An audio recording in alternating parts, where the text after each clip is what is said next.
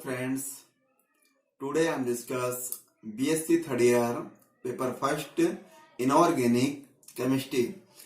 Inorganic chemistry में आज हम फास्फोनाइट्रिलिक कंपाउंड या फास्फोनाइट्रिलिक यौगिक के बारे में पढ़ेंगे, जिसके ऊपर एग्जाम में टिप्पणी लिखने को आती है या शॉर्ट नोट लिखने को आता है। कई बार यहाँ से ऑब्जेक्टिव टाइप के क्वेश्चन भी आते हैं।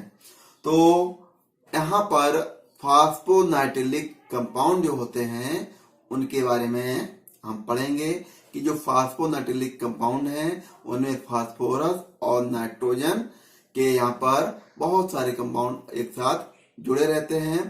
तो यहाँ पर जो हम फास्फोनाइट्रिलिक कंपाउंड है उसका एक सामान्य सूत्र होता है। वो सूत्र अभी हम बताएंगे NPX2। यहाँ पर mostly X equal to fluorine, chlorine, bromine, iodine होता है, किंतु यहाँ पर X का मतलब कई सारे अदर जो कंपाउंड हैं जैसे कि मेथिल है, फेनिल है आदि भी आएंगे। तो यहाँ पर हम शुरुआत करते हैं फास्फोनाइट्रिलिक कंपाउंड। तो देखते हैं यहाँ पर ऐसे फास्फोरस तथा नाइट्रोजन युक्त यौगिक का समूह जिन्हें सामान्य सूत्र NPX2 का घोल N, जहां X बराबर क्या है, fluorine, chlorine, bromine, thiocyanide, methyl और फेनिल।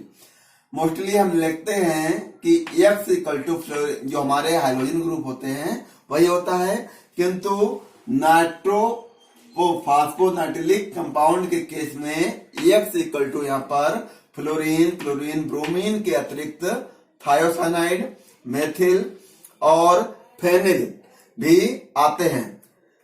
तो आदि द्वारा प्रदर्शित किया जाता है, फास्फोनाइट्रिलिक कंपाउंड कहलाते हैं। इन यौगिकों को फास्फेजीन्स भी कहते हैं।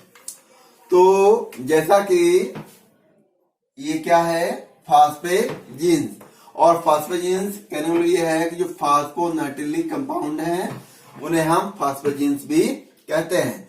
जैसा कि इस लेसन का जो नाम है सिलिकॉन एंड फास्फेजीन्स, तो जो फास्फेजीन्स है वो फास्फोनाइट्रिलिक कंपाउंड ही होता है।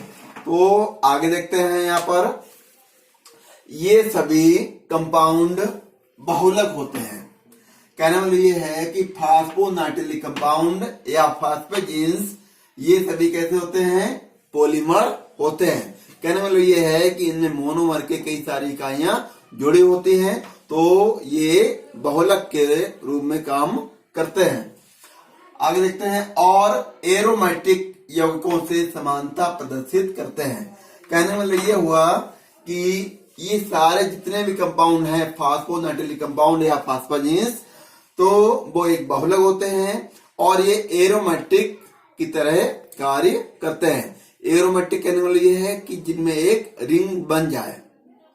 तो यहाँ पर जो एरोमेटिक है, ये जो एरोमेटिक है, एरोमेटिक मीन्स है कि यहाँ पर कोई एक साइकिल बन जाए। तो फास्फोनाइट्रिलिक कंपाउंड या फास्फेजीन्स हैं, उनकी एक ऐसी साइकिल बन जाए या एक रिंग बन जाए तो उसे हम एरोमेटिक यौगिकों के से समानता ये दर्शाते हैं। आगे देखते हैं कि इनमें अंतर केवल इतना होता है कि पाई आबंधन भिन्न प्रकार का होता है। कहने मतलब ये हुआ कि जो हमारे एरोमेटिक कंपाउंड होते हैं उनमें जो कार्बन के तत्व जुड़े होंगे या कार्बन का अतिरिक्त कोई दूसरा तत्व जुड़ा होगा, तो उनमें alternate single bond, double bond लगे रहते हैं। ये कहने वाला ये है कि एक एरोमेटिक कंपाउंड है जैसे कि बेंजीन C6 या S6 होता है, उनमें एक सिंगल बॉन्ड, एक डबल बॉन्ड, एक सिंगल बॉन्ड, एक डबल बॉन्ड, इस तरह वहां पर एक अल्टरनेट डबल बॉन्ड की प्रेजेंस होती है। जबकि यहाँ पर फास्फोनाइट्रिलिक कंपाउंड होते हैं, उनमें जो P और N के बीच में एक सिग्मा बॉन्ड बनता है और दूसरे P और N के बीच में पाई बॉन्ड बनता है। आगे हम देखते हैं इसको। सभी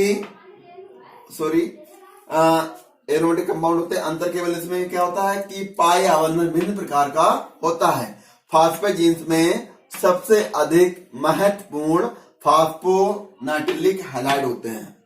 कहने वाला ये हुआ कि फॉस्फोनाइट्रिलिक जो हैलाइड हैं, जिन्हें अकार्बनिक रबर कहते हैं, मोस्ट इंपोर्टेंट ये है बात कि जो फॉस्फोनाइट्रिलिक कंपाउंड होते हैं, ये फॉस्फोनाइट्रिलिक हैलाइड हैं, उन्हीं को हम क्या कहते हैं? अकार्बनिक रबर कहते हैं।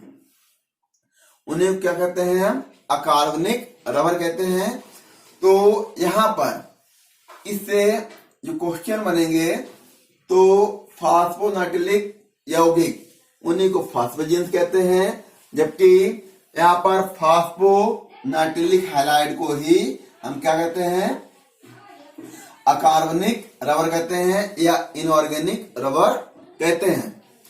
आगे हम देखते हैं यहाँ पर कि सभी त्रियाणु या ट्राइमर फॉस्फोनाइट्रिलिक यौगिक में समतलीय P3N3 वलय उपस्थित होती है।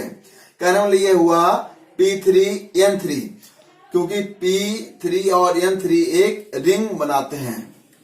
तो ये कैसी होती है? समतली होती है या प्लेनर में होती है। तो इसको हम चित्र नंबर ए में शो कर रहे हैं कि P3N3 जो होता है, उसकी ये पूरी एक वलय बन गई या एक रिंग बनी। तो ये एक जो है P3N3 की है। आगे देखते हैं, जिसके सभी P सिंगल बॉन्ड N बंधों की लंबाई एक समान होती है। कहने वाला ये है कि ये जो पूरा संरचना है P3N3 की, तो यहाँ पर नाइट्रोजन और फास्फोरस और नाइट्रोजन के बीच में जो सिंगल बॉन्ड है, इनकी जो बॉन्ड लेंथ होती है वो समान होती है। और यहाँ पर आगे भी इसमें रिंग जुड़ सकती है। आगे देखते हैं, चतुर्थक की संरचना संकुचित होती है।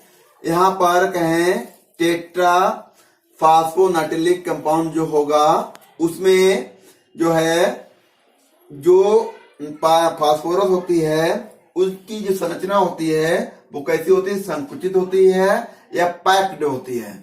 संकुचित होगी या पैक्ड होती है।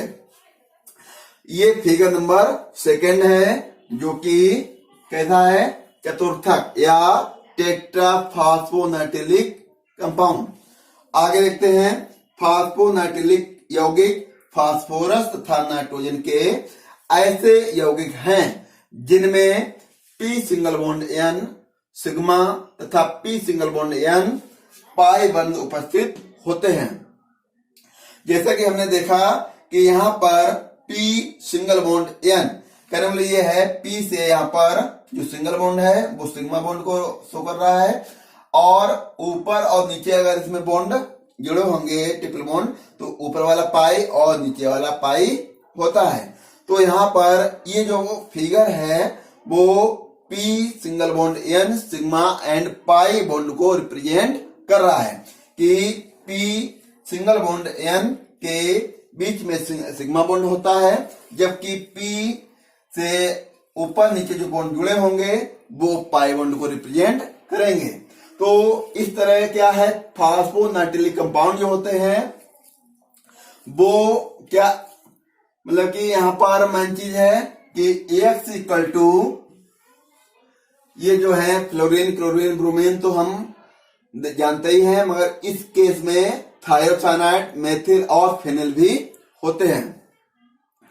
तो इस तरह यहां से अगर जो बीएससी थर्ड ईयर का जो फर्स्ट पेपर इस टाइम ऑब्जेक्टिव टाइप का है, तो वहां पर यहाँ पर इस तरह आ सकता है कि फॉस्फोनाइट्रिलिक कंपाउंड में समान सूत्र NPX क्या होता है, तो NPX2 का गोल N, और यहाँ पर X इक्वल टू ये सारे कंपाउंड होंगे।